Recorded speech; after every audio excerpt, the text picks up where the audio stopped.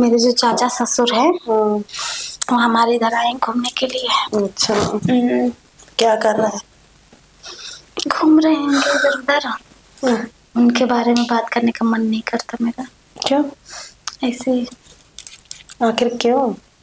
कुछ उनकी हरकतें ऐसी हैं। तू अगर 2 दिन रहेगी ना चाचा ससुर का? तू अगर 2 दिन रहेगी ना तो भी नहीं बच पाएगी। अच्छा। परेशान हो जाएगी उनकी हरकतों से। पता है क्या हुआ? क्या हुआ?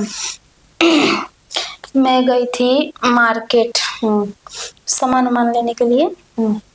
अब उनकी इतनी उम्र हो गई है तो मुझे लगा शायद ये सब मतलब अब उनको इंटरेस्ट नहीं होगा। हाँ भाई, बुढ़वा का तो और इंटरेस्ट रहा बुढ़े का तो और इंटरेस्ट रहता है ये सब चीजों में। हाँ तो मैं आजकल को उतना लड़के लड़की को नहीं है जितना बुढ़ा बुढ़ी को मतलब शौक चढ़ा है वो सब चीजों का। अरे सुन ना, फिर क्या हुआ मालूम है? मैं मार्केट से आई ना तो बहुत ज्यादा धूप लग रही थी मुझे, मैं थक गई थी यार। थक गई थी तो मैं अपने बेडरूम में जाके आराम करने लगी। बेडरूम का दरवाजा खुला ही था मेरा, तो मैं बेडरूम में जाके आराम करने लगी आराम से। और फिर मैंने देखा कि क्या उसका नाम है, मेरे ससुर जी हैं जो चचिया ससुर हैं, तो वो मतलब अचानक से मैं देखी तो मेरे बेड में बैठे थे। मेरे बेड में बैठे थे। मैं उठी जल्दी से, मैंने पल्लू वल्लू उठाया। मैंने बोला कि पापा जी आपको कुछ चाहिए, पापा जी आपको कुछ चाहिए। वो पापा जी को क्या चाहिए था वो मैं बाद में समझ पाई। मुझे लगा शायद पानी वानी चाहिए होगा, तो बोलते नहीं बेटा कुछ नहीं चाहिए, तुम सो जाओ सो जाओ। तो मैं बोली नहीं अब जग गई हूँ तो मैं आपके लिए चाय बना देती हूँ। ऐसे बोले। फिर मैं चाय बनाने किचन में गई तो किचन में भी मुझे ताड़ रहे थे। हाँ, किचन में भी मुझे ताड़ रहे थे, यहाँ वहाँ ऐसी वैसी नजर करके देख रहे थे। तब भी मैं कुछ समझ नहीं पाई। मुझे क्या पता था कि बुढ़वा सटिया गया है कि नहीं।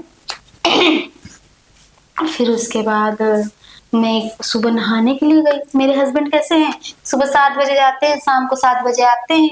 दिन भर मैं अकेले रहती हूँ। तो चचिया ससुर घूमने आए थे, बम्बई घूम जाते, उनको लगा तो बम्बई घूमने आए थे बम्बई। फिर उसके बाद मैं सोची कि घूमने उमने आए। फिर उसके बाद मैं सुबह नहाने गई। ये चले गए, इनको मैंने टिफिन विफिन बना के दे दिया अपने हस्बैंड को, चले गए। फिर मैं नहाने गई, बोले नहा के फिर खाना वाना बना लूंगी। ठीक है, क्या गर्मी लग रहा है क्या? तो मैं बोली कि नहा के फिर मैंने खाना वाना बनाने की तैयारी की।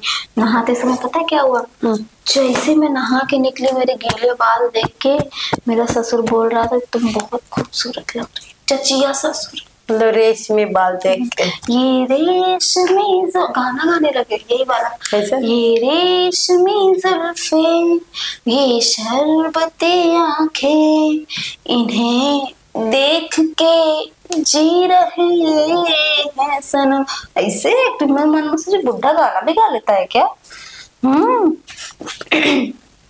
फिर उसके बाद धीरे धीरे धीरे मुझे उसकी नीयत समझ में आने लगी। नीयत समझ में आने लगी धीरे धीरे मुझे चचिया ससुर की कि अरे बुढ़ा को बहुत। फिर दोपहर में क्या हुआ पता है? दोपहर में ना डायरेक्ट उसने मेरा हाथ पकड़ लिया, डायरेक्ट चचिया ससुर से पकड़ लिया। एक बार बस मेरी तमन्ना पूरी कर दो। मैंने हाथ झटका, बोली आप अपनी उम्र का तो लिहाजा कीजिए। तो पहले बोल ले, बाद में बोलूंगी। हाँ, तो मैं बोली कि अपने उम्र का तो लिहाज करो, कम से कम कुछ तो शर्म करो।